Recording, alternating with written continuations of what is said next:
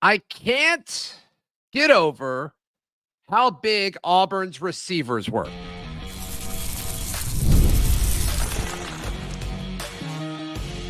You are Locked On Auburn, your daily podcast on the Auburn Tigers. Part of the Locked On Podcast Network, your team every day. Yes, welcome on into this special live happy hour edition of Locked On Auburn as we react to Auburn football's first practice of fall camp, at least what the media got to see, which was more than what was expected. Thank you so much to Coach Freeze for coming into the media room after his presser and saying, y'all just go ahead and come on out here, which was very, very nice of him. So we got to see a good bit. It's just the first practice of fall camp. I mean, how much is there really going to be? There's a lot of mixing and matching, but there was one clear takeaway through this entire thing, and it's how different Auburn looks at wide receiver.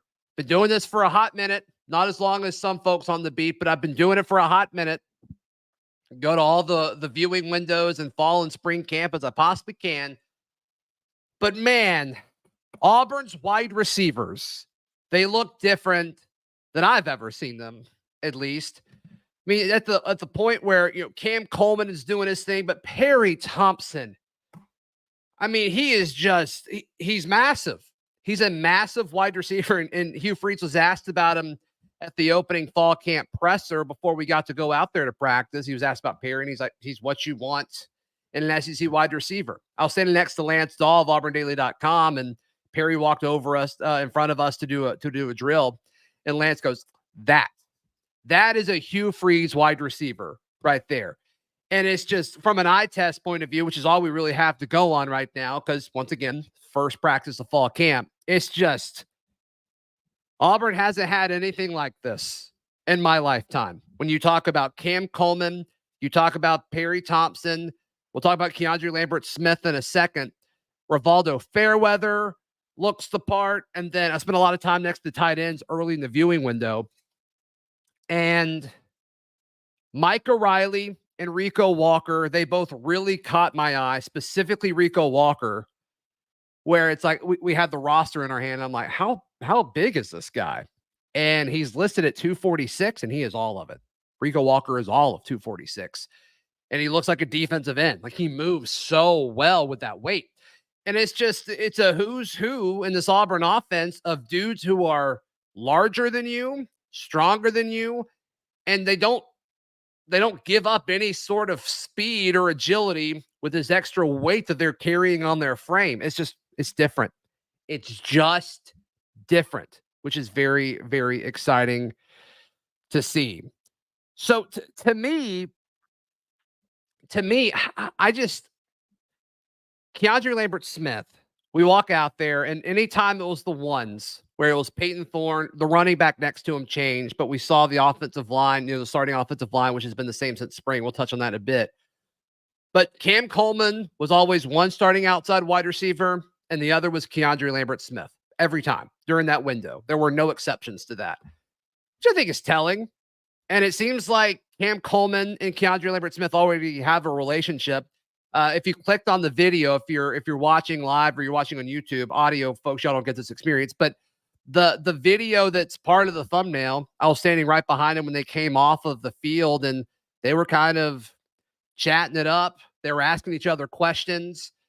They're already kind of building a rapport with each other, which is great. And, we obviously talk about the rapport between a quarterback and a wide receiver, but obviously the wide receivers getting along is certainly part of it too, especially with Keandre Lambert-Smith. Hasn't been here that long, and really neither is Cam Coleman. Granted, he did go through spring, but it's not like either of them are have been at Auburn for a long time. So I thought that was cool.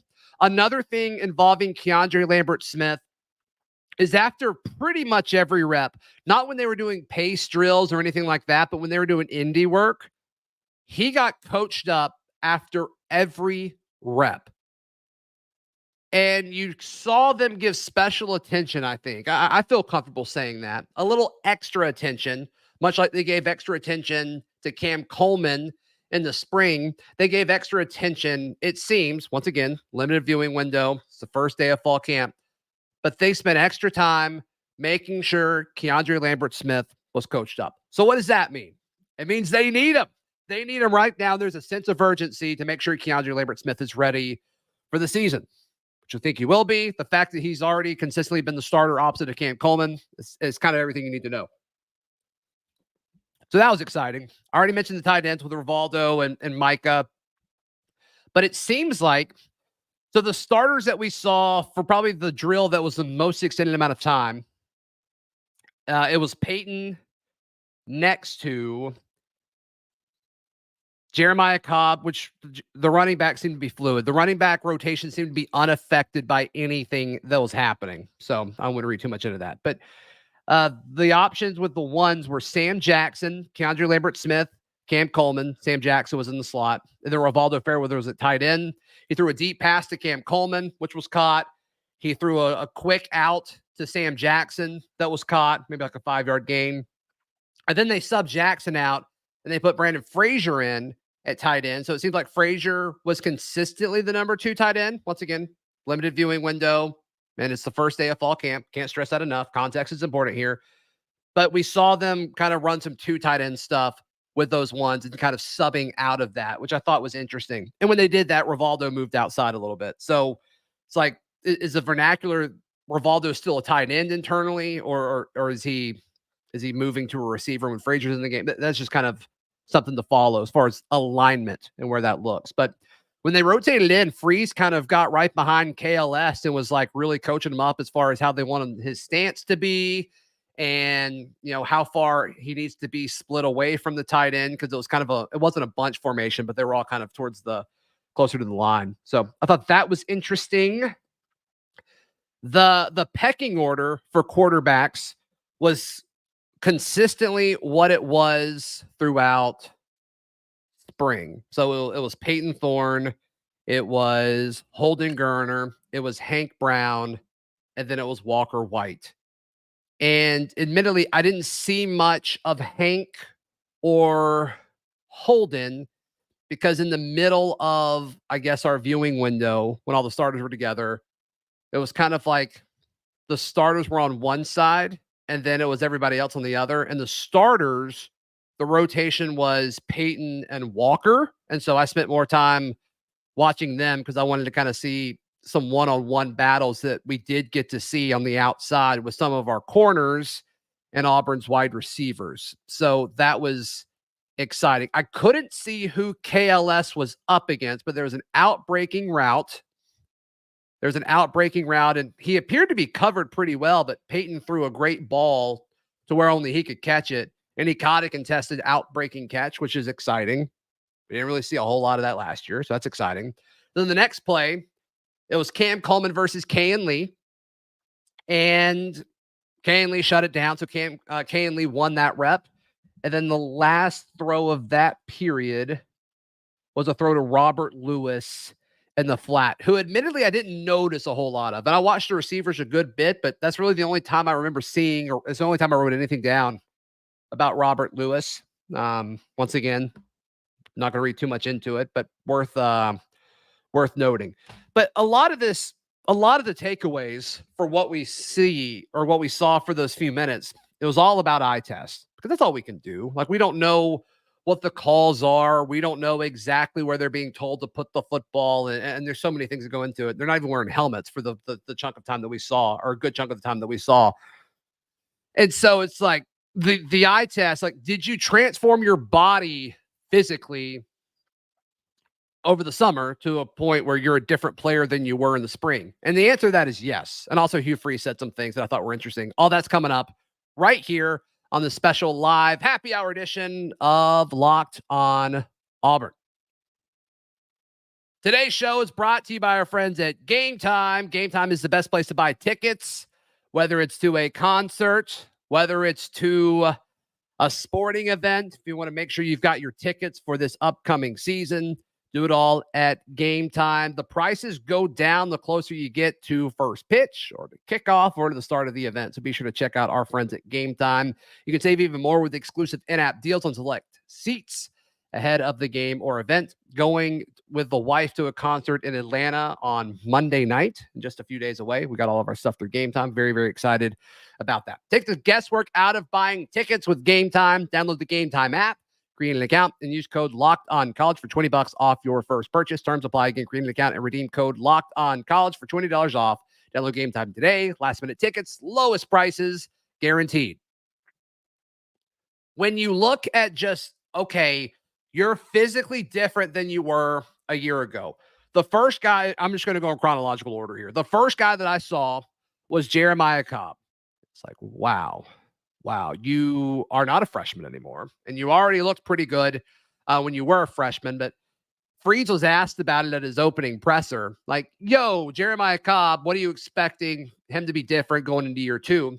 And without skipping a beat, he says his thighs, not that they were small a year ago, but he's put in the work with Auburn's strength and conditioning program to really revamp his body. And it's hard to argue against that. Hard to argue against that at all. He certainly looked the part. But then as we're looking at the running backs, Damari Austin is, I mean, he put out a post on social media earlier this week, kind of announcing that he was transitioning or switching numbers to number 0. And I don't know if it's the number change or what. I think it's the work that he's put in. But man, he looks so much thicker than he did a season ago. And I mean, once again, he wasn't necessarily a small back a year ago, but Damari Austin, Jeremiah Cobb, and then Jarquez Hunter still checks all the boxes. It's just Auburn's running back room should be a national storyline, and it's just not. And even Hugh Freeze at SEC Media Days kind of called out everybody in the national media room saying, like, y'all are underrating our backs, and we're okay with it. Boy, they look fantastic. They look so good. And so that was exciting. I mentioned the tight ends. I mean, Rivaldo is Rivaldo, but Micah Riley and really Rico Walker, to me, if you would have like put no number on his jersey and he was wearing a helmet and I like couldn't see his face or anything like that, I would have thought Rico Walker was a defensive end. He looks great. And he moves so well for his size. Rico Walker, I thought was very, very impressive. But it's the receivers, and we haven't really talked a whole lot about Perry Thompson. So the quarterbacks and the receivers and the running backs, they all rotated a lot. I mean, you could kind of see where they were starting from at the start of a drill, then they would just rotate out of it. And then, 5 snaps in, it's like you've got some third string guys, you got some freshmen, you got some starters. It was all over the place, which first day of fall camp makes sense. But there was a situation where Walker White was at quarterback, and he threw 3 passes in a row to Perry Thompson. And it's just, they were all kind of different. One was a deep route, one was an outbreaking route, and one was like a deeper slant. It wasn't a post, but it was like a deeper slant. And the guy with his size just gets off the line with so much burst. Once again, eye test is all we've got to go on. It was against air. This wasn't being defended or anything like that. But they want to get him involved too, you think, or at least Walker does. That's why I threw to him 3 times in a row. So I thought that was intriguing. I thought that was exciting. And then I'm trying to think, like, did Hugh Freeze say anything to start camp that he didn't say at media days? And like, there really wasn't a whole lot. I mean, he said the same stuff about Peyton checking all the boxes, which is great. Auburn gave scholarships to Justin Jones and Griffin Speaks, which is cool. We knew Auburn was below, we thought Auburn was below their limit. And so giving it to Griffin Speaks and Justin Jones, that's pretty cool. Which Jones looked pretty good too in that running back room. All right, drop your questions down below. I'll go live for a few more minutes and answer all's questions. How did Thorne look? Thorne looked fine. I mean, it wasn't a whole lot of like competition. A lot of the quarterback stuff that we saw was against air, except for those few reps that I told you about where he hit a covered KLS with a great thrown ball. He found Robert Lewis open in the flat. And then Kayan Lee batted one down that was thrown to Cam Coleman. Sam Howard Cobb's thighs, they're great. So much power. Cool. All right. If y'all have any other questions, let me know. Keats says Malcolm Simmons is definitely larger than I thought he was too. I'm going to be real. I didn't notice Malcolm today. I didn't notice him. I was so focused on like the rotation and stuff. I didn't notice Malcolm Simmons.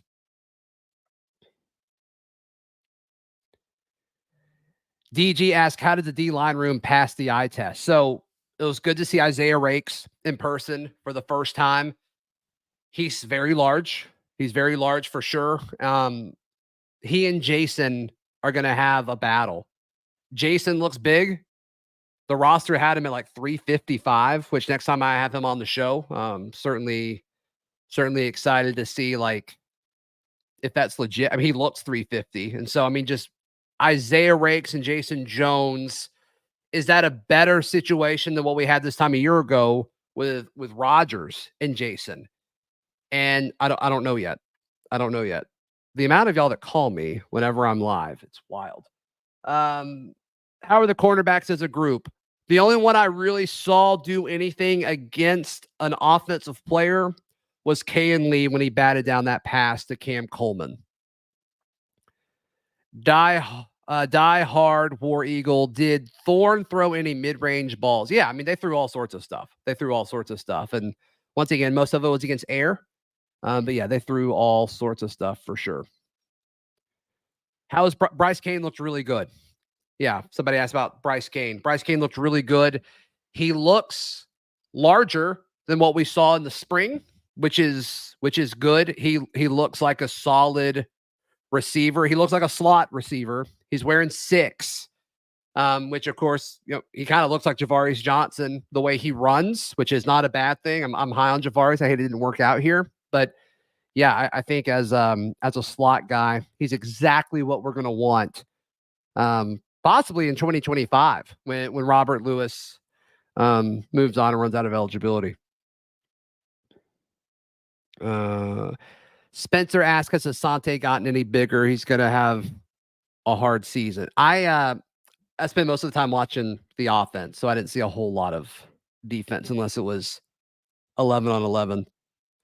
Hunter asked about Jalen McLeod. He looked good. I tell you what, Kieran Crawford, I saw him in there as well. He's long. Kieran Crawford's long.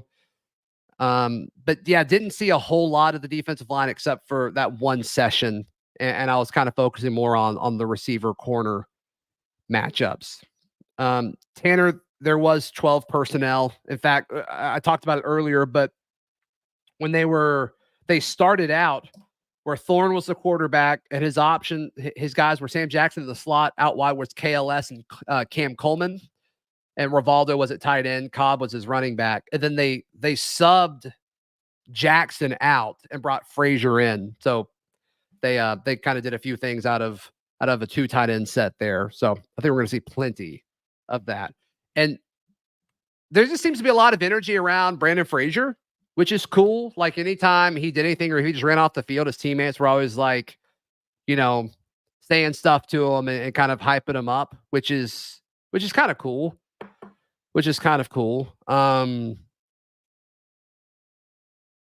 Give Daryl Dapp an Auburn football player comp. Cam Newton.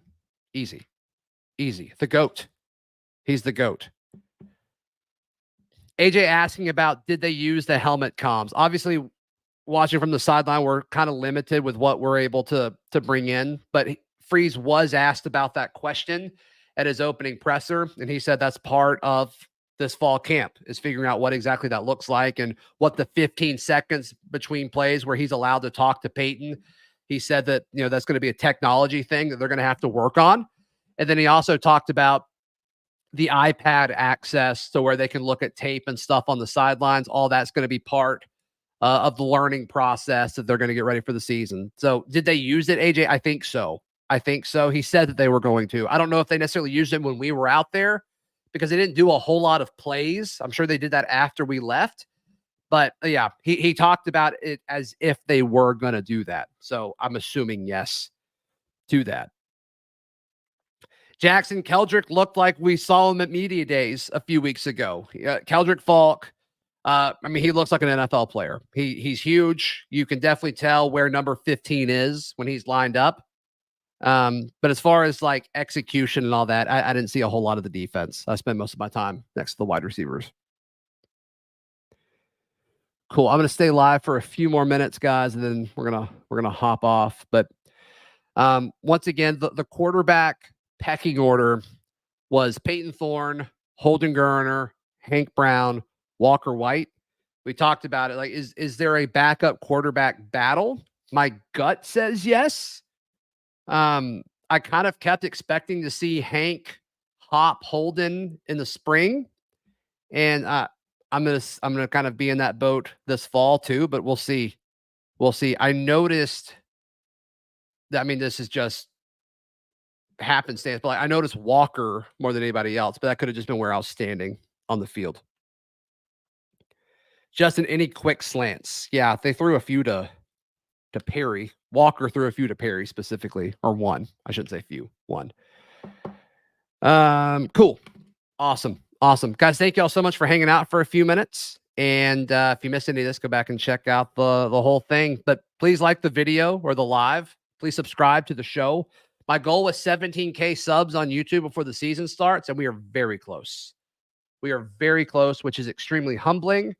And we should beat it well before the season. We're 30 away. So if y'all could help me get to that point, that would be super, super awesome. Yeah, please like the video. Please subscribe, all that good stuff. We'll be back tomorrow where Daryl Dapprich will join me. We'll talk more about this and what to expect tomorrow with day 2 of fall camp, where we'll get a live reaction for that tomorrow as well. See you then. This has been Locked On Auburn.